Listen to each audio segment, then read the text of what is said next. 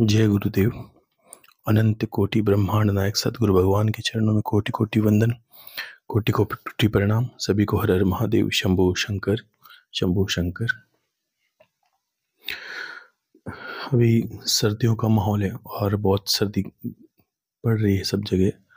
तो ऐसी सर्द भरी रातें और सुबह हो जब इंसान भक्ति और आनंद से कर सके। कि दुनिया सर्दियों में सोना ज़्यादा पसंद करती है, तो आप सुबह जल्दी चयन करते हैं। तो अभी जैसे सुबह के 5 बजे हैं, तो वैसे ही इंसान अगर पूजा पाठ करके भी 1 घंटा बैठ कर एकांत में भजन कीर्तन भी कर सकता है, और जितना हो सके ईश्वर का यजन वो कर सकता है ऐसी रातों में। वरना दुनिया गर्मियों में उठती जल्दी है, चारों तरफ हो हल्ला ज़्यादा रहता है। तो आगे बात करते हैं हमने प्रत्याहार पर बात करी, हमने आसन नियम और प्राणायाम पे बात की, हमने भी मन पर बहुत सारी बातें की कि मन किस तरह, मन का जो जुड़ाव है। वहीं देखो, हम प्रत्याहार पे बात करते हैं, उसी जगह हम आते हैं ध्यान पर, और एक शब्द बनता है धारणा। ध्यान घटित होता है, धारणा हमें बनानी पड़ती है।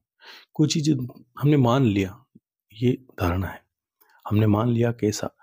तो पहले तो ये समझिए कि धारणा सिद्ध हर इंसान में धारणा सिद्ध होती है। ईश्वर की दी हुई कला ये हमारे अंदर स्वतः पहले से है, क्योंकि हमारा प्रादुर्भाव है, हमारा जन्म है, इस संसार का जो भी जन्म है ये धारणा के द्वारा हुआ है। क्योंकि ईश्वर ने धारणा की, एक हो हम बहुश्यामी, मैं एक हूँ अनंत हो जाऊँ, मेरे जैसे जीव हो। तो ये धारणा शक्ति है। धारणा शक्ति का उदाहरण हम नित्य प्रतिदिन बहुत देखते हैं, बहुत देखते हैं। और आप देखिए कि आज आपका घर है, परिवार है, पुत्र है, पत्नी है, तो ये सब धारणा के अंतर्गत आता है। देखिए आप, हमने ये धारणा की कि हमें जगह लेनी है, और हमने जगह के लिए प्रयास किया। देखो, प्रयास साथ में करना होता है, लेकिन वो धारणा शक्ति हमें बहुत जल्दी वो चीज़ को, हमारी जितनी प्रगाढ़ धारणा होगी वो चीज़ हमारे जीवन में उतनी सुलभ आएगी। और वैसे करके हमने ज़मीन ली, उसके बाद हमने मकान बनाया, परिवार हुआ, शादी की, पुत्र हुए। तो ये सब हमारी धारणा शक्ति का नतीजा है। और गहरे में जाते हैं तो ये अनुभव होता है कि मान लीजिए कि धारणा क्या है। आज बहुत लड़के पढ़ाई करते हैं, वे जो नौकरी की तैयारी करते हैं, कुछ अपने जीवन के लिए प्रतियोगी के रूप में भी अलग अलग नौकरियों के लिए प्रयास करते हैं, लेकिन उनकी धारणा शक्ति मजबूत होने पर वो नौकरी भी लग जाते हैं। नहीं तो देखो, दो तरह के इंसान भी होते हैं, एक डर डर के जीने वाले, एक एक संघर्ष और साहस से जीने वाले। हम दोनों में धारणा की कमी। अब उसने मान लिया कि मैंने कहा कोई चीज़ से हार जाते हो, तो ये धारणा शक्ति आपको हरा देती है। इसको आप किसी भी बात ही समझ सकते हैं। हम घुटने टेक देते हैं किसी चीज़ के आगे, हम नहीं, हमसे नहीं होगा, ये नहीं होगा, नहीं। और जब धारणा शक्ति प्रगाढ़ हो जाती है तो हम वो करके ही मानते हैं। तो ये हमारी धारणा शक्ति का नतीजा है।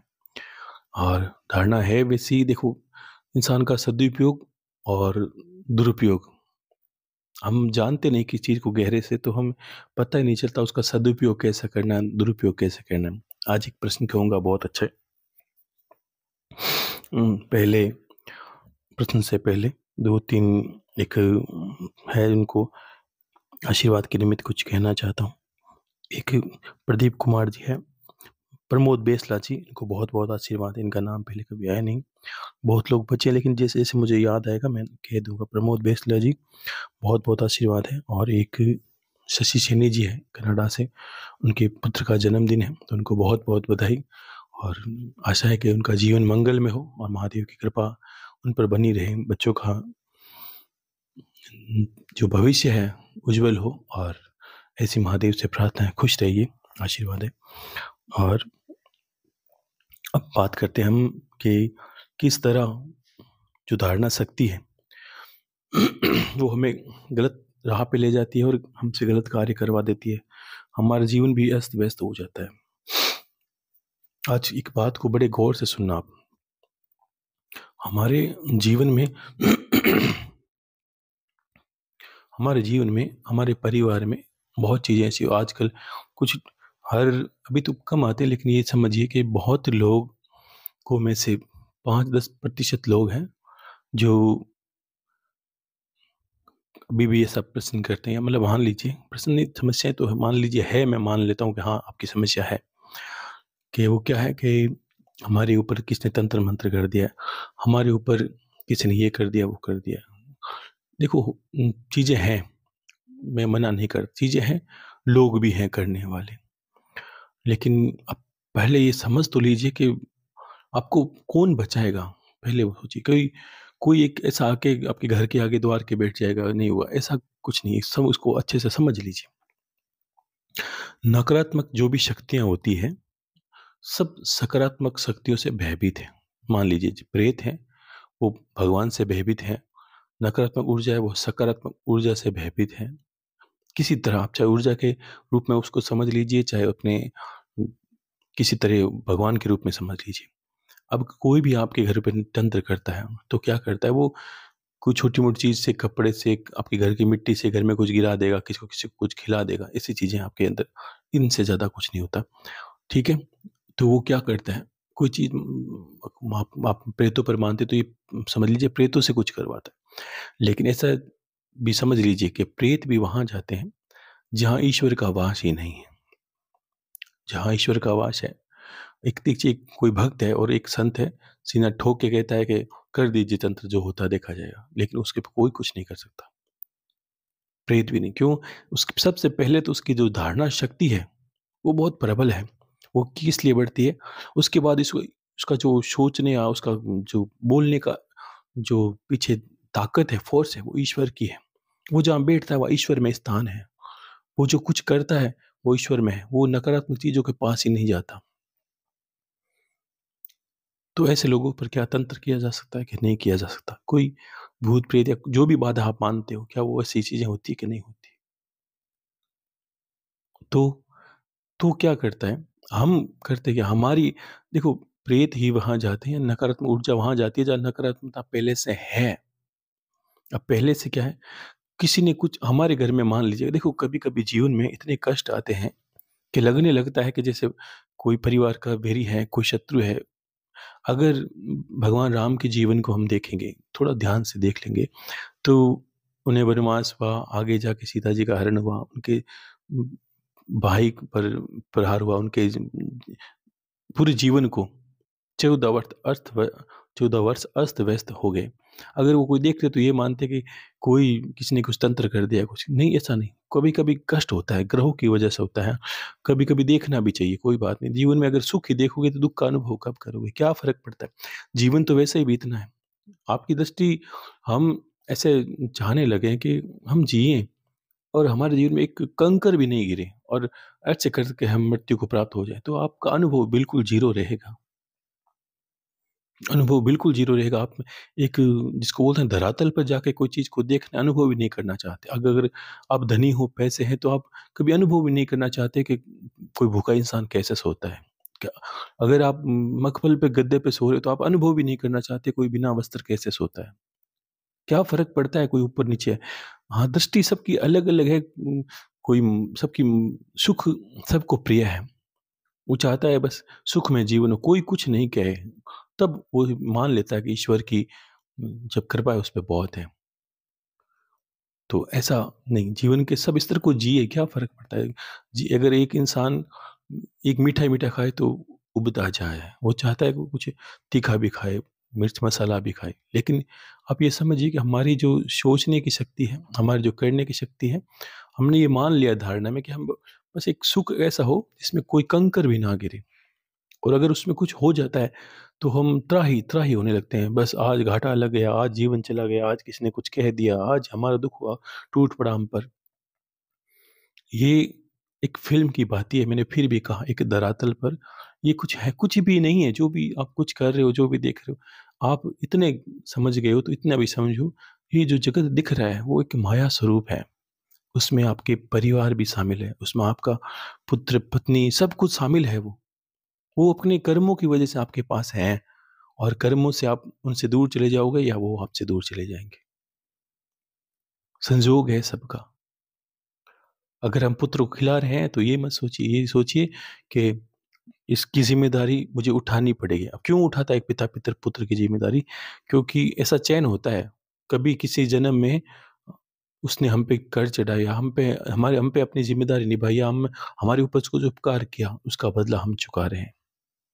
सब कुछ ऐसा इतना उलझा भी है और सही समझो कि सुलझा हुआ है। सब कुछ अगर पत्नी बन के पति की सेवा करे तो निश्चित ही ऐसा कर्म है कि उसकी सौभाग्य हम देखते हैं कभी किसी के साथ हम बुरा करते हैं या हमारे साथ कोई बुरा करता है तो भी सब चीज़ों कर्म पे निर्भर करती है। तो इतनी इस पूरा जगत अगर माया में है तो हम जितना लिप्त हो जाएँगे ना, अब एक छोटे से छोटा दुःख भी कभी-कभी हमें एकदम लोगों को आत्महत्या तक ले जाता है।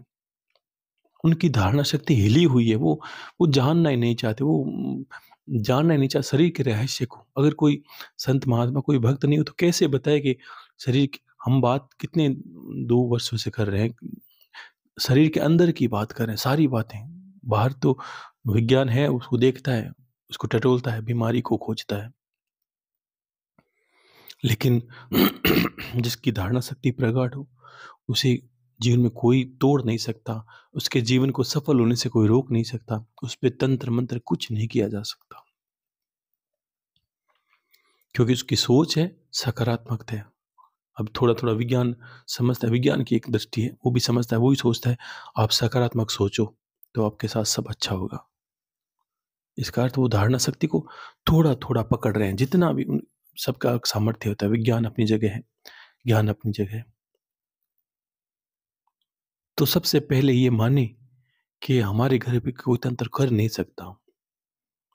क्योंकि अगर हमने मान लिया कि हमारे घर पर कमज़ोर है, हमारे घर पे तंत्र हुआ है, तो आपके घर पे कोई अगर कंकर भी गिरेगा ऐसे ही, घर में घटनाएँ होती है, कभी बर्तन भी गिर जाएँ, कभी इंसान गिर जाए, कभी लग जाए, चोट लग जाए, तो आपका सारा ध्यान पूरा तंत्र पे चला जाएगा, मेरे घर तंत्र और आप मानोगे नहीं, घर पे पूरी नकारात्मकता चली आएगी, किसी ने तंत्र किया है चाहे नहीं किया।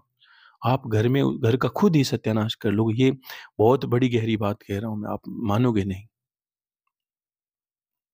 बहुत बड़ी गहरी बात कह रहा हूँ। आप सुबह उठकर 2 दिन आप तो पूजा-पाठ, ध्यान भी करते हो, माला भी करते हो, तो आप 2 दिन, 3 दिन मान के देखिए कि मुझे लगता है मेरे घर पे कोई तंत्र कर रहा है, ये कर रहा है, वो कर रहा है। मैंने एक बात कही और फिर कहता हूँ, आपकी सोच सकारात्मक रखें, कोई कुछ कर ही नहीं सकता, कोई भी कुछ नहीं कर सकता। अगर हम डरे हुए होते हैं ना और बार-बार अगर हमने कहा कि हमारे घर के प्रेत दिखाई देते हैं, ये दिखाई देते, तो आप मानोगे नहीं, अंधेरे में पड़ा हुआ कोई कोई भी कपड़े का टुकड़ा है, वो भी हमें प्रेत दिखेगा। आप देख के देख लेना। आपको बार-बार अनुभव करो ये प्रेत है, तो उसकी आकृति हमें वैसे दिखाई देने लगेगी। ये ये हमारी धारणा शक्ति का नतीजा है। इतना नकारात्मक लोग हो गए हैं। 1% के मान लीजिए 90% होते नहीं है तंत्र इस तरह के लोगों घरों घरों के ऊपर। लोग मान लेते हैं और घबरा जाते हैं, इतने डरे हुए हैं। वो सोचते हैं कहाँ जाएँ, किस देवता का दरवाज़ा खटखटाएँ? क्यों? आपके घर पे देवता का स्थान नहीं है क्या? है। तो तंत्र कैसे हुआ? अब आपके दिमाग में है और देवता भी वहाँ कार्य करते हैं। सकारात्मक ऊर्जा कैसे कार्य करती है? हुँ, कैसे समझाऊँ आपको? आप मान लीजिए आप जहाँ जैसे बैठे हो, आप दोनों हाथों को आप रगड़ेंगे आपस में, हथेलियों को और फिर आगे-पीछे ले जाएँगे तो आपको अनुभव होगा कि इसके अंदर एक ऊर्जा के रूप में कोई चीज़ कार्य करती है। हाथ तो रोज़ ही मिलाते हैं, हिलाते हैं और अपनी काम भी करते हैं हाथों से, लेकिन हमने जब तक ये धारणा नहीं बनाओगे इसके अंदर कोई ऊर्जा सी निकलती है, दोनों हथेलियों के बीच में अग्नि सी प्रकट हुई है। वो खींचा होता है, चुंबकीय शक्ति कह सकते हैं आप इसको, गुरुत्वाकर्षण जो भी है, एक एक बोलते हैं मैग्नेटिक ऑरा। लेकिन जब तक हम दिमाग में मानेंगे नहीं, तब तक वो काम नहीं कर आप दिमाग में सोचो मत, उसको करो, कोई चीज़ कार्य नहीं करेगी। वैसे ही हम जहाँ रहते हैं, हमारे चारों तरफ एक ऑरा, जिसको बोलते हैं ऊर्जा के फॉर्म में चारों तरफ रहते हैं, चाहे वो ईश्वर के रूप में है। तो हमने वो धारणा शक्ति को इतना गिरा दिया है कि हम हर जगह नकारात्मक सोचने लगते हैं। आप सकारात्मक सोचो, अच्छे सोचो आप, अपने प्रति अच्छा सोचो। लोगों को जैसे सोचोगे वैसा होगा। आप गौर करें, लोग लोग पुराने समय में बोलते थे कि अगर आप घर पे बैठे-बैठे प्रेतों की बातें करो, कहानियों कहो, मान लीजिए कुछ। आप चर्चा करोगे ये वो है, ये कोई ऐसी चीज़ों की, तो आपका जो बोलने की शैली है वो बढ़ती जाएगी। आप ये अनुभव करोगे कि बात 15 मिनट की थी, अब 1 घंटे की हो गई है पूरी बात। क्यों? कि चारों तरफ जैसा माहौल होगा, हमारे चारों तरफ नकारात्मकता ज़्यादा है, क्योंकि धीरे-धीरे कलयुग का अर्थ ये है कि ईश्वरी में लोकम, गलत सोचने वाले, गलत कार्य करने वाले। तो हमारी चारों तरफ की जो ऊर्जा है, वो नकारात्मक हो गई है। अब सत्य में तब जाके हम क्या करते हैं, ये हवन यज्ञ जिस घर में नित्य हवन छोटा-सा होता है, जिसमें 4 आहुति गिरती नहीं तो घी के रूप में हम ऊर्जा को विकसित वो पूरे घर में फैलाते हैं, अग्नि करके, दीपक करके, ब्रास कपूर से, घंटी से, घड़ियाल से, ये सब चीज़ें सकारात्मक एक पॉजिटिव ऊर्जा को बिखेरती है। हम ये समझते नहीं, लोग नहीं जानते भई घी को जलाने से क्या होगा, खाने से। अरे! आप समझते नहीं हो, जीवन जीने की कला है, न कोई हर कोई नहीं जान सकता ये बात। तो ये ऊर्जा तब हम उस घर में रहने वाले सदा सुख शांति महसूस करते हैं। और जिस घर का ऑरा नकारात्मक हो, हम सोचने वाले गलत हों, हम डरे-डरे हों, आप मानोगे नहीं, आप दीपक करोगे, दीपक बुझ जाएगा, दीपक गिर जाएगा, कभी ये गिर जाएगा, कभी तस्वीर गिर जाएगी। क्योंकि हम खुद ही अब अभी तक व्यवस्थित नहीं हैं, हम खुद ही सकारात्मक नहीं, हम खुद ही अच्छी बात को सोच नहीं सकते।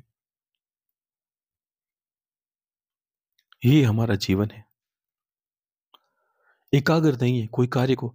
सुबह हमें कुछ चाहिए, शाम तक जाते-जाते ईश्वर से सुबह जब दीपक जलाते हैं, प्रार्थना करते हैं, हे भगवान, मुझे आज कोई चीज़, मान लीजिए कोई चीज़ आवश्यकता है आपको, मुझे आज ये फलानी चीज़ चाहिए मेरे को आज। हाँ, ठीक है, ईश्वर के लिए प्रार्थना की, ये सोचा, दिन भर ध्यान किया। शाम तक जाते-जाते आप दीपक करोगे, तब तक भगवान उस चीज़ को भूल गए, शाम को भगवान ये हो तो अच्छा है। सुबह बेटे की शादी हो, शाम तक हे प्रभु मेरी बीमारी ठीक हो। हाँ, वो सब सुनता है, लेकिन अपने प्रति सकारात्मक रहिए। ईश्वर कहीं बाहर नहीं है, वो आपके भीतर है। माया के बद ईश्वर बाहर दिखाई देता है। हमारा, मैंने पहले कहा, आप फिर सुन लीजिए, ये मूर्ति, तस्वीर, ये सब हमारा गंतव्य है।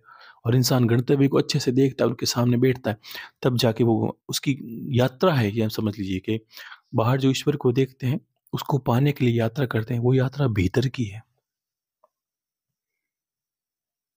पूजा, सब कुछ जो बाहर दिखता है वो भीतर भी है। भीतर तो हमें यात्रा करनी है, अपने आप को खोजना है। ईश्वर को जब खोजने जाते हैं, जब आत्म ज्ञान को प्राप्त करते हैं, वो ब्रह्म ज्ञान जो भी मानते हैं हम अपनी-अपनी भाषाओं में, तरीके से, ये हमें खोज करनी है आत्मा की, यानी हमें ईश्वर की खोज में लगे हैं। और बाहर बाहर भी ईश्वर है, लेकिन वो एक समय तक रहेगा, जब तक आपको पूरा ज्ञान नहीं हो जाए। तब तक आपको लगेगा उस मंदिर में वो देवता है, इस मंदिर में ये थे, क्योंकि हमने खुद के घर है तो देवताओं के घर बना रखे हैं। हमने खुद के ये है तो उनके भी बना, सब मना नहीं, बिल्कुल सही है, ये भी सही है। वो कार्य कैसे करता है, ये भी आपको समझना होगा।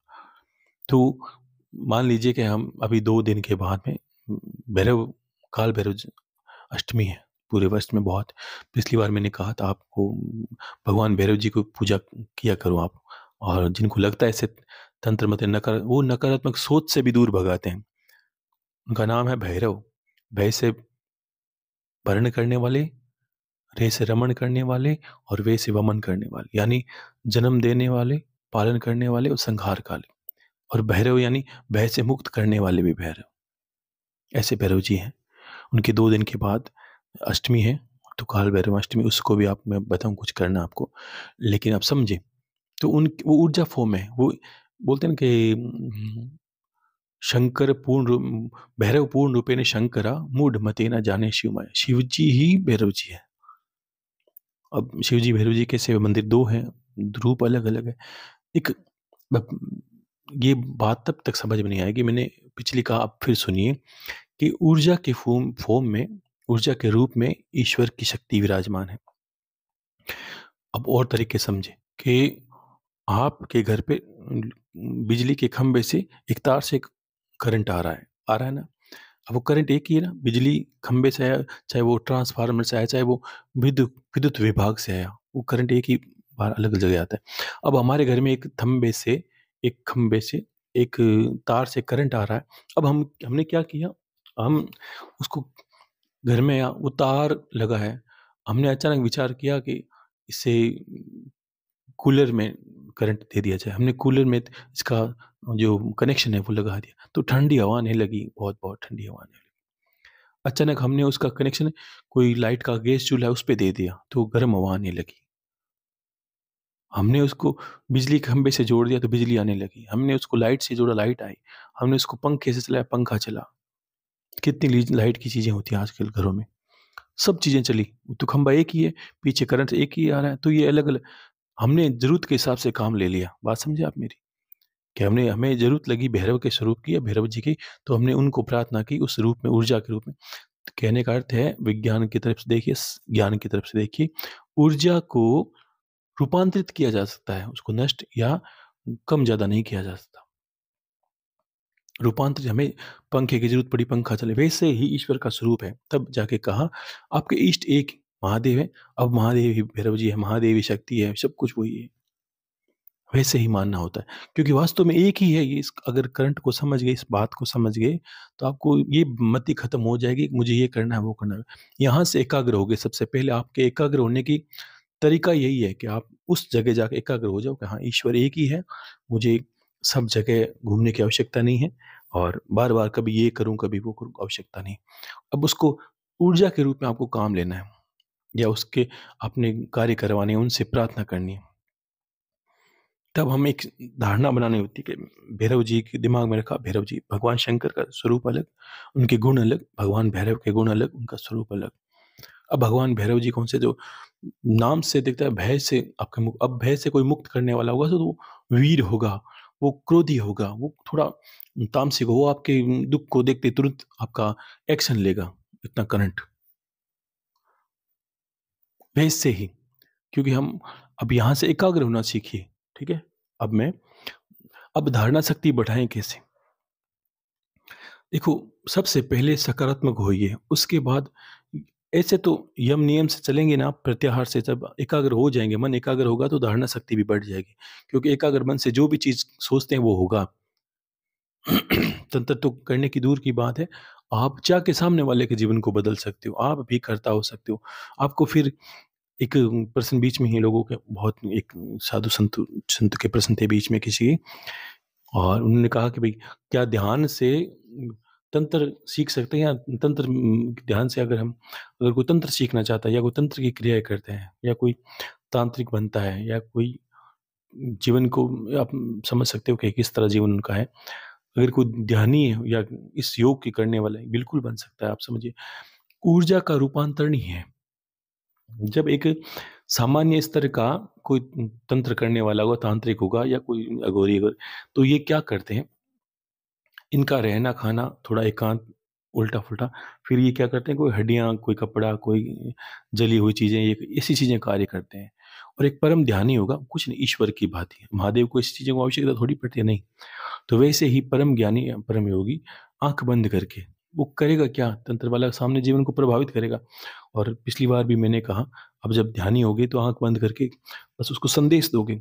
आपका ऊर्जा का स्तर बहुत बड़ा है, आपको इस चीज़ों की आवश्यकता नहीं पड़ती। आप सोचोगे कार्य होगा। धारणा शक्ति भी है, एकाग्रता भी है, मन भी भटकता नहीं है। जिस वक़्त आपको लगे मन जहाँ माला कर रहा हूँ वहाँ है, तो आपकी धारणा शक्ति भी बढ़ जाएगी, बढ़ी हुई है और बढ़ जाएगी। और फिर भी लोगों को लगता है कि मेरा मन और भी अभी तक नहीं रह रहा, तो इसके लिए मैंने इसलिए कहा था, 2-3 अमृतवाणी आप कुछ समय पहले कहा था कि आपको त्राटक कर सकते हो आप। एक ज़मीन पे बैठकर पद्मासन में या जो भी आसन में आप बैठते हो, या आपकी बैठ नहीं सकते तो कोई चेयर पे बैठ जाइए, पलंग पे बैठ जाइए, जहाँ आप कम हिले-डुले, और 3 फुट दीवार के पास या कोई चीज़ तख्ते पर, दीवार पर कोई छोटा बिंदु लगा दीजिए। काले कलर का, सफ़ेद कलर की दीवार, या पिछली बार मैंने स्वास्तिक का बोला था, एक फ़ोटो भी शायद ही लगाया था मोबाइल पर। अब वो स्वास्तिक के निशान पर बिंदु लगा दीजिए, उस बिंदु को देखते रहिए, लाल बिंदु को, ठीक है? वो कर सकते हैं, कोई दीवार पे काला बिंदु लगा के उसको त्राटक कर सकते हैं, मतलब हर शाम को समय 5 मिनट, 7 मिनट, 10 मिनट करें उसको। जितना हो कम पलक झपकाएँ, उसको देखते हैं। उससे आपकी एकाग्रता है जो बढ़ जाएगी। धारणा शक्ति भी उसमें बढ़ती है। अगर उसमें और ज़्यादा अच्छा करना चाहते हैं, हम चाहते हैं बस गुरुदेव और हमारी ऊर्जा का विस्तार हो, और कुछ लोग होते हैं बहुत बहुत आगे तक करना चाहते हैं, बहुत ज़्यादा। तो उनके लिए है कि वो त्राटक स्वास्तिक पे ना करें, बिंदु पे ना करें, वो सीधा दीपक करें। गाय का घी का दीपक है, उसको जला लें और 3-4 फीट की दूरी में ऐसा कमरा रहे जहाँ लो दीपक की जो हिले डुले नहीं, लो एक जगह जलती रहे, कम हवा, हवा का स्तर ना हो बिल्कुल, और वहाँ बैठे आसन लगा के जमीन पे बैठे। हो सकता है कुछ का आसन हो, कुछ का आसन रख ले, ऊन का आसन भी रख सकते हैं आप, या नित्य आप माला करते हैं वो आसन रखें तो भी अच्छा है। आप दीपक की लो पर आप त्राटक करें तो आप देखोगे आपकी जो धारणा शक्ति वो भी बहुत बढ़ने लगेगी। तो आप लक्ष्य को एकाग्र देखना ही धारणा है, कोई चीज को मान लेना ही धारणा है, तब जाके धारणा शक्ति सिद्ध होती है। उससे कुछ भी हासिल किया जा सकता है। आपने बहुत बड़ा सपना देखा, मान लीजिए आपकी बहुत बड़ी चाहते हैं, बहुत बड़ा, और फिर देखो जितना बड़ा आज आपके पास मान लीजिए पैसे हैं, मैंने आपको कहा या आपने कहा मेरे पास 20 करोड़ रुपए हैं, 10 करोड़ रुपए, ठीक है, लेकिन 10 करोड़ रुपए होने से आप एक महल भी बनाना चाहते हो, या बहुत बड़ा मकान, या बहुत बड़ा कोई बहुत बड़ा कुछ बनाना चाहते हो, लेकिन आप सोचिए कि पैसे होने के उपरांत भी आपको समय लगेगा। क्यों लगेगा? कि नहीं गुरुदेव मेरे पास तो पैसे, अरे पैसे हैं लेकिन दीवार की जगह तो दीवार खड़ी करनी पड़ेगी। पैसों से दीवार खड़ी नहीं होगी। जितना समय लगना है उसमें वो ही लगेगा। पैसे होने के उपरांत भी लोगों के कार्य करने में, या कोई मकान तो अपने तरीके से बनेगा, 2 महीने लगेंगे, 5 महीने लगेंगे। आपकी जितनी बड़ी जो कामना है उसके अनुरूप लगेंगे। पैसे होने से नहीं होगा, वैसे ही ऊर्जा शक्ति होने से नहीं होगा। आपके कितना आपकी ऊर्जा, पहले तो ये देखना पड़ता है आपका कार्य कितना बड़ा है, आपकी ऊर्जा शक्ति कितना बड़ा, आपकी एकाग्रता कितनी बड़ी है, आपकी धारणा कितनी बड़ी है। उसके उपरांत आपको फिर समय लगता है आपका लक्ष्य क्या है। उस लक्ष्य के अनुरूप आपको उस पर पूरा पूरा फोकस करना पड़ता है। वो ही चाहिए, ऐसा नहीं सुबह कुछ चाहिए शाम को। पहले सोच लीजिए वो चाहिए, उसके अनुसार आप धारणा को ले जाए, दिन रात उसको देखना शुरू कर दें, और पूरा उसके प्रति सकारात्मक हो जाए। बस अब हुआ समझो, अब बस पास में ही है लक्ष्य मेरे, इतना प्रगाढ़, एक पागल की बात ही, बस जो चीज चाहिए वो चाहिए। ऐसे करने वाले को धारणा सिद्ध हो जाती है, ये धारणा। और जो परम ध्यान में जाते हैं, परम ज्ञान की स्थिति में, उनको बस ध्यान के अंदर कोई चीज, मान लो कोई कामना चली गई है ध्यान के अनुरूप, जब ज्यादा ध्यानी होते हैं तो स्वतः ही उसकी कामनाएं ध्यान के द्वारा उस ब्रह्मांड में चली जाती है और पूर्ण हो जाती है। लेकिन ध्यान के बाद इंसान धारणा क्या करता है, ईश्वर से मिलने की कामना करता है, ईश्वर को दर्शन देने की कामना करता है, तो उसकी धारणा शक्ति तो और ज़्यादा बढ़ती है। लेकिन ध्यान तक जाते-जाते इंसान शारीरिक कामनाएँ कम ही कर देता है, संसारिक, ठीक है ना? तो ऐसा कारण होता है उसका। अब हम सकारात्मक रहें, इसका अर्थ यही है कि जितना हो सके हम अपने बारे में अच्छा सोचें, जगत के बारे में जितना अच्छा सोचोगे, तो आपकी सबसे पहले पॉजिटिविटी होगी आपके अंदर। मैंने कहा जैसे विचार करोगे, आपके घूम कर विचार आपके वैसे आएँगे। आप पर बिल्कुल घूम के विचार उल्टा गिरेंगे। तो पुराने लोग कहते हैं खड्डा खोदोगे तो लोगों के लिए खड्डे में गिर जाओगे, क्योंकि वो घूम के हर चीज़ आने वाली है। इसलिए संत अलग तरीके से कहते हैं सबका कल्याण हो, क्यों? सब में वो खुद ही शामिल है। अगर सबका बुरा हो सोचोगे तो सब में पहले से आपकी शुरुआत होगी। तो पहले तो दिमाग से सारी चीज़ें निकाल दे, किसी के बारे में कुछ गलत सोचना, किसी को कुछ कहना, किसी जो आपको विवाद में ले जाए, जो आपको टेंशन करे, या जो आपको चिंता करे, उस कार्य को तो बिल्कुल ही ना करें। बस। और झगड़े से बिल्कुल बचें, क्रोध करना नहीं है। इन सब चीज़ों से आप एक-एक चीज़ से बच जाओगे, बचोगे तो आप देखोगे आपका जीवन बदल गया है, बिल्कुल अलग हो गया है। आप भीड़ में हैं लेकिन फिर भी उस कमल की भाँति रहने लगे हैं। नहीं तो आप फिर बोलोगे कीचड़ है, दलदल है, तंत्र है, मंत्र है, सब आप ही निकल सकते हो। घर शुरू से ही ऐसी शुरुआत की है आप लोगों के साथ कि पूजन पत्ती किस तरह करनी है, घर का ऑरा किस तरह रखना है, ईश्वर से कनेक्शन किस तरह रखना है, कुलदेवी क्या है, गुरुदेव क्या है, आपके ग्रह क्या है, आपको ऐसा विषय बताएँगे जिस पे आप बात नहीं की। जो नहीं करने उन पे उनको छोड़कर, कि जो आपके मेरे पास तो विषय बहुत हैं, लेकिन जो आपके लिए नहीं है वो मैं नहीं कहूँगा। और किसी चीज़ की आवश्यकता जो आपके लिए है और जो आपके लिए कल्याणकारी है, वो सब मैंने आपको कहे और कहता हूँ। ठीक है? और तो अब बात करता हूँ मैं भैरव जी की धारणा की, ये बात है। तब धारणा जाके एक जगह खत्म हो जाती है, और खत्म होते ही इंसान को समाधि, समाधि से क्या है कि जब हम ध्यान में बैठते हैं ना, तब क्या होता है कि कुछ क्षण के लिए एक करंट सा हमें अनुभव होता है, जब हमें लगता है हम हमारे शरीर के अंदर है नहीं। अभी हो सकता है आपकी कैसी स्थिति, बात अलग है, लेकिन समय लगता है। जब हमें लगता है कि हम पूरा मन एकाग्र हो गया, तो हम अपने शरीर को भान बंद करते हैं। जैसे निंद्रा होती है, नींद में तो हम अपने शरीर को देख नहीं पाते, लेकिन उस ध्यान में, परम अवस्था में अपने आप को देख पाते हैं कि हमारा शरीर पूरा शून्य हो गया। लेकिन जब तक ये भान रहता है हमारा शरीर हो गया, यानी हम अभी तक हैं, जहाँ हम लगता है, मैं लगता हूँ, वहाँ सब कुछ नहीं रहा, ये ध्यान है। एक एक बहुत पहले बात हुई थी, बुद्ध के बारे में किसी ने कहा था, गौतम बुद्ध के बारे में, वो परम ध्यानी है, तो कि उनसे किसी ने प्रश्न किया, आपने, बुद्ध भगवान, आपने ध्यान में क्या पाया? तो उसने कहा, मैंने पाया कुछ नहीं, जब जैसे जैसे मैं ध्यान में आगे गया मैं बर्बाद होता गया। ये बर्बाद होना क्या है? तो उन्होंने कहा, ये सब कैसे, कि ईश्वर को पाया, सब बर्बाद कैसे हो गए आप? ये तो बहुत खुशी की बात है। तो उन्होंने कहा, नहीं, बर्बाद इसलिए हो गए, मेरा काम गया, क्रोध गया, मेरी ईर्ष्या गई, घृणा गई, जितने मेरे विकार है वो सब, वो संपत्ति तो है इंसान की, यही लेके इंसान प्रेत योनि में चला जाता है। ऐसी घृणाएं, द्वेष करने वाला ही प्रेत योनि में जाता है। कामनाएं, अतिरिक्त कामनाएं, भोग की कामनाएं, लालसा, लोगों के प्रति कपटता। आपने देखा प्रेत क्या करते हैं? लालची, स्वभाव से ही प्रेत बनते हैं। तो ये घृणाएं आपको प्रेत योनि में धकेल देती। तो उसने कहा, मैं बर्बाद हो गया हूँ, बुद्ध ने कहा, सब चीज़ें मुझसे चली गई है। यानी मेरी, एक इंसान की संपत्ति तो होती है, अगर आप गलत सोचते हो वो भी आपकी संपत्ति, आपके अंदर क्रोध है तो सब कुछ आपकी है, तो उस आपकी संपत्ति का अधिकारी है। तो उन्होंने कहा, मेरा सब कुछ चला गया, मैं बर्बाद हो गया, मेरे पास कुछ रहा ही नहीं है सिवाय ईश्वर के। ये परम प्राप्ति है ईश्वर की। तो ऐसे इंसान के स्वभाव बदलते हैं, और जहाँ परम होता है वहाँ पर काम, देखो, कामनाएं खत्म, तो धारणा अपने आप ही सिद्ध। अपने आप कैसे होगी? वो खुद ईश्वर का एक इस तरह होता है, इसको ये समझ लीजिए कि आपने बड़ी मेहनत से, शिद्दत से 4 कदम रखे, अब ईश्वर का कार्य है, वो 40 कदम रखेगा आपके सामने, ध्यान रखना। ये 4 कदम क्या है? हमने अपने आप को पवित्र किया, कुछ ऐसा नहीं किया जो नहीं करना चाहिए, हमने अपने आप को पवित्र किया, विकारों को हटाया, जो ईश्वर को पसंद है वैसा काम किया।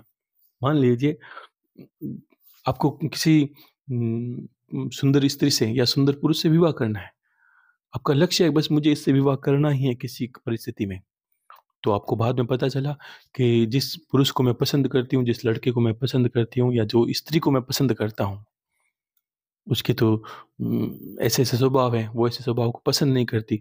वो चाहती है कि मैं नशा ना करूँ, मैं बीड़ी, सिगरेट, तम्बाकू कुछ नहीं खाऊँ, मैं अच्छे कपड़े पहनूँ, मैं एक जो होता है कि हीरो के जैसे दिखूँ, मैं जैसा भी उसका भान है कि वो देखना चाहती है। तो हमारा लक्ष्य तो वो स्त्री है, हमें किसी परिस्थिति में उसको पाना है, तो हम क्या करेंगे? तो हमने स्वभाव को बदला। और अगर इस पुरुष है सामने वाला, जो भी मान दोनों सुनते हो तो, कि पुरुष है सामने वाला, तो आपको पता चला कि वो लड़का तो बहुत अच्छा है, लेकिन उसका स्वभाव है कि वो चाहते, अच्छे खाने का शौकीन है, तो हम चाहते हैं अच्छा खाना बनाना सीखूँ, तो लड़कियाँ अच्छा खाना बनाना सीखती है। जो भी घर के कार्य हैं, वो परिवार को सँभालना सीखती है। आपको जो भी उसको पसंद है, वो सब कार्य करता है। तो हमने कुछ गलत नहीं किया, हमने तो बस, हमारा लक्ष्य है वो स्त्री है, वो पुरुष जिसको हमें पाना है, तो हमने क्या उसके अनुरूप अपने कार्य किए, तो गलत तो कुछ नहीं किया। तो विश ईश ठीक वैसे ही ईश्वर में समझे आप, कि हमारा लक्ष्य तो था ईश्वर को पाना या पाना है, लेकिन हमने जो उनको पसंद नहीं है वो सब कार्य किए। उनको पसंद नहीं है कि हम द्वेष करें, घृणा करें, क्रोध करें, लेकिन हम बिल्कुल वैसे कर रहे हैं, और वो लेके जब जाएँगे तो हमारा रिश्ता कभी नहीं होगा, हमसे विवाह, हमारा संपर्क आप भूल जाइए। इतनी सी बात है। इसके लिए इसी के लिए बहुत किताबें लिखी हैं, इसी के लिए बहुत ये, आपको एक हल्के में मतलब भारी में समझ लीजिए, चाहे हल्के में समझिए, समझाने का तरीका है मेरा। कि इसीलिए आपको बोला ऐसा नहीं करना। अब कोई पुस्तक लिखी है, क्रोध नहीं करना चाहिए, ये होता है, ये होता है, ये आप, वो बहुत बड़ी है, लेकिन आपको छोटी-सी लाइन में बता दिया कि आपको ये नहीं कर, इसलिए नहीं करते हम। ईश्वर जहाँ रहता है, सब सकारात्मक ऊर्जा रहती है, वो वहीं आता है। तब हम क्या करते हैं, मंदिर में घंटी, घड़ियाल, पूजा, अपना घर का असर, जहाँ हवन तो जितने होता है उस घर पे तो तंत्र छोड़िए, कोई कुछ नहीं कर सकता। चाहे प्रेत है तो गेट के बाहर ही रहेगा, अंदर संभव नहीं है वो। आप बुलाओगे तभी नहीं आएगा वो। अग्नि में कौन आए, कौन जलना चाहता है? वैसे ही घर का ऑरा, हमारी बुद्धि, हमारे रहने का तरीका, अगर ईश्वर घर पे है, हवन कुंड है, अगर पूजा करते हो, नित्य दीपक जलाते हो, तो सोचिए कोई तंत्र मुझे बताइए ऐसा कौन है तांत्रिक जो करने इसके उपरांत भगवान से वो भी डरते हैं, वो उनसे उन्हें पता है वहां नहीं होगा। जिसका कोई कहते हैं जिसका कोई मालिक नहीं है उसके ऊपर कुछ भी किया जा सकता है। वैसे ही हम मालिक बनाए हमारा घर के सार संभाल के लिए घर के ईश्वर को, अपने इष्ट को, अपनी कुल देवी को ये मनाते हैं, हम प्रार्थनाएं करते हैं, तब जाके हमारे कार्य होते हैं। घर को शुद्ध रखें, साफ रखें, कोई चीज नकारात्मक रखे ना, घर को एकदम पवित्र रखें, धूप दीप की खुशबू आए। आप चलो वहां शुद्धता हो, आप बैठोगे उसको भी शांति मिलेगी। कैसा इंसान है, बहुत आनंद आए इसको सुनते बोलते, इसको देखते आनंद आ रहा है। तो वो हमारी सोच का नतीजा है। ठीक है, ये धारणा शक्ति है और सब चीजें मन पर, हमारे कार्य कुशलता पर निर्भर करती है। अब मैं बताऊं आपको, जो भैरवाष्टमी है, देखो सभी को पता है ये चीज 5 तारीख को ही है। तो लेकिन ये समझिए कि अगर आपके पास में कहीं मंदिर हो जिनके उपरांत इसको लगता है कि तंत्र हो, देखो करने वाले हैं, किसी को लगता है ऐसा बहुत लंबे से बीमारी या कुछ चलती, तो भैरव जी क्या करते हैं, इन सब चीजों का नाश करते हैं। तो हमें देखो, जिनको लगता है कि लंबे समय से बीमार है और लगता है कोई तंत्र बाधा है या कोई परेशानी लग रही है, शरीर के ऊपर बार बार कोई कष्ट लग रहा है, तो आपको क्या करना है कि अपने सर से लेकर पांव तक एक मोली और या कच्चे सूत का कोई धागा हो, अपनी नाप, अपनी जो आपकी जो हाइट है, खड़े होकर देख लीजिए, उससे नाप के अंगूठे तक आप घर के किसी सदस्य के लिए कर सकते हो ये।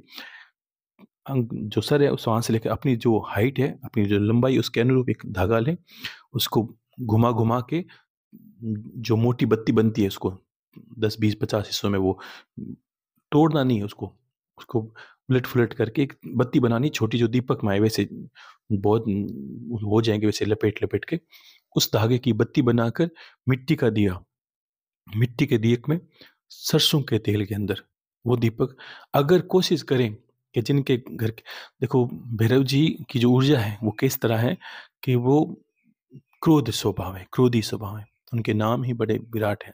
आपने कभी भैरव के नाम ही नहीं सुने, अस्तांग रु चंड क्रोध भीषण उन्मत्त संहार स्वर्णाकर्षण वृषभ भैरव, तो इतने इतने बहुत बहुत भी हैं। और लेकिन इनके क्या अब विराट स्वरूप है, जैसे स्वभाव इनके अनुरूप कार्य करते हैं। तो कोशिश करें, अगर आपके घर के पास में मंदिर हो, आपके घर के अगर 1 2 किलोमीटर पास में, तो भी जाएं।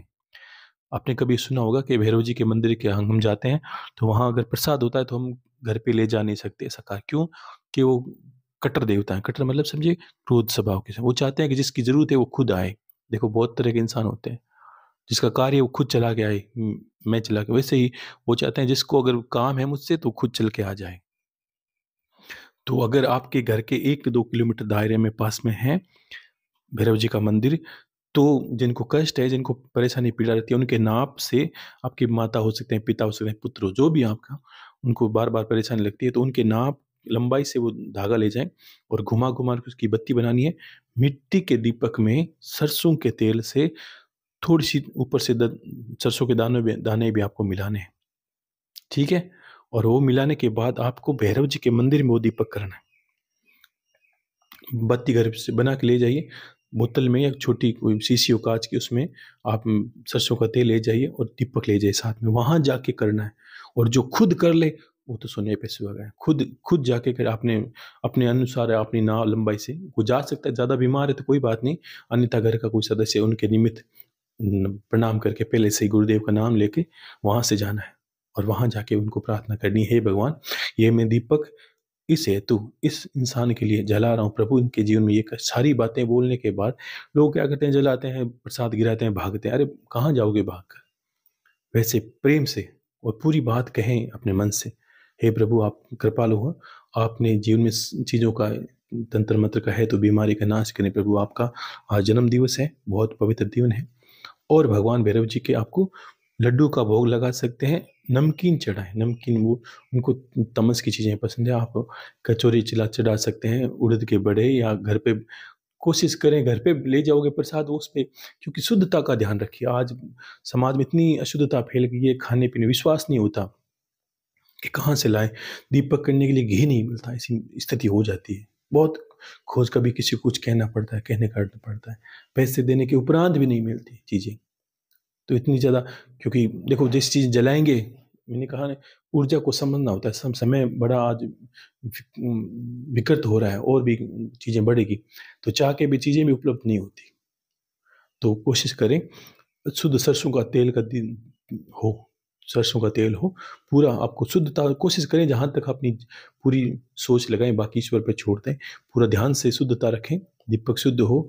बत्ती करने के बाद आपको प्रणाम करें, और ऊपर सरसों के दाने जो पीले पीले, वो दाने उस तेल के ऊपर डाल लें, तेल के ऊपर दीपक में डाल देना है, तेल के साथ थोड़ी सी चुटकी भर।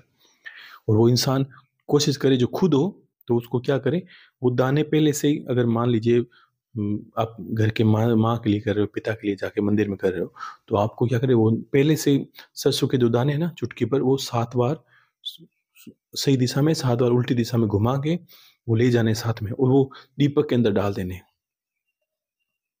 और खुद करते हो तो खुद बहुत अच्छा है, आप वहीं 7 बार घुमा कर उस दीपक में डाल देना, हे भगवान। और जैसे जैसे वो बाती जलेगी, आपके जीवन में सुधारता और बहुत ज़्यादा आप सकारात्मकता आएगी, और जो भी है आपको लगता है तंत्र तंत्र तो उस दिन नाश हो ही जाएगा। जिसको लगता है कि मेरे ऊपर कर दिया है, वो उसको तो करना ही है, ठीक है।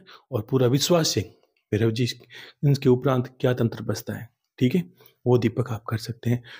लड्डू का प्रसाद चढ़ा सकते हैं, नमकीन कचौरी या कोई भी नमकीन चीज़ नहीं है तो आपके घर से उड़द के या दाल के बड़े बना के ले जाएं, उनको नमकीन पसंद है वो वहाँ ले जाएं।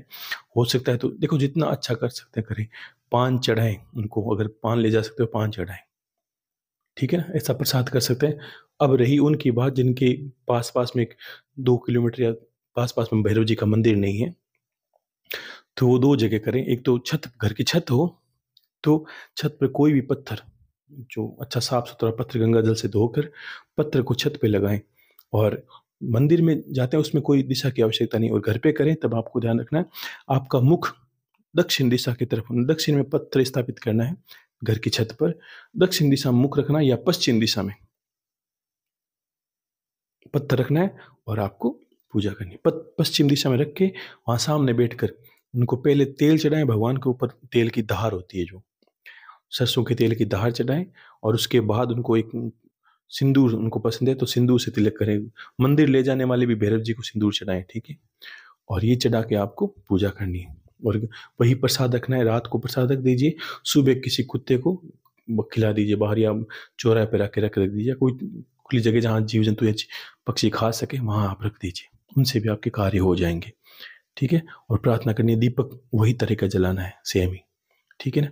और जो जा सके वो चला के मंदिर जाएं, क्योंकि देखो कभी कभी लोग जाते हैं, यात्रा करते हैं, इसलिए करते हैं कि हम सामने से भगवान के पास जाएं द्वार पर, तो वैसे भी बहुत अच्छी बात ये है, ठीक है। तो ये कार्य करके आप अपने जीवन को भी बहुत अच्छे से ले जा सकते हैं उन्नति की ओर। और भगवान भैरव जी तो हैं तो साक्षात भय का निवारण करने वाले हैं। भैरव जी, हनुमान जी, गणेश भगवान, ये सब क्या है, भगवान गणेश शुभता के प्रतीक है, शुभ कार्य में विघ्न नहीं आते। हनुमान जी महाराज आपके संकटों का हरण करते हैं, भैरव जी महाराज तंत्र मंत्र, ये आपको लगता है जादू टोना भूत प्रेत, ये सब चीज़ों का नाश करते हैं, कि हाँ जहाँ उनका आगमन होता है तो सभी चीज़ें भाग जाती है, ठीक है। तो बहुत बड़ी शक्ति है, और साक्षात परम महादेव के स्वरूप है। ऐसा मान कर उनकी पूजा करें, हे प्रभु आप तो साक्षात महादेव हैं, ऐसा कौन है, बखान करिए। कभी कभी हम प्रेम का विषय है, तो अब आप पत्नी से कहते हो तो 100 बात कह देते हो, आप बहुत तुम सुंदर हो, तुम ये हो, तुम कितना ध्यान रखती हो। कभी भगवान को भी कहे तो सही कि हे प्रभु आपने कितने, हम क्या करते हैं कि हमने जो भगवान ने कार्य किए हैं उसको तो कभी नहीं देखते। ये बात सत्य है कि लोगों के पास वो जन्म लेने के बाद लाखों कार्य ईश्वर ने हमें किए, जब मंदिर जाए हम घर में पूजा की, वो हमें याद नहीं है। और जब 2-4 कार्य नहीं किए, उनकी हमारे पास पूरी लिस्ट है बनी हुई कि ये काम हमारे भगवान ने किए, ये नहीं किए। तो जो किए हैं उनके लिए आप धन्यवाद दो, ठीक है। और कुछ कर्मों पे ध्यान रखो, ठीक है। सभी को साधुवाद है, हर हर महादेव, और सभी को ढेर सारा आशीर्वाद है। फिर समय मिलेगा तो बात करेंगे हम, और खुश रहिए सभी। हर हर महादेव, शंभो शंकर, शंभो शंकर, जय गुरुदेव।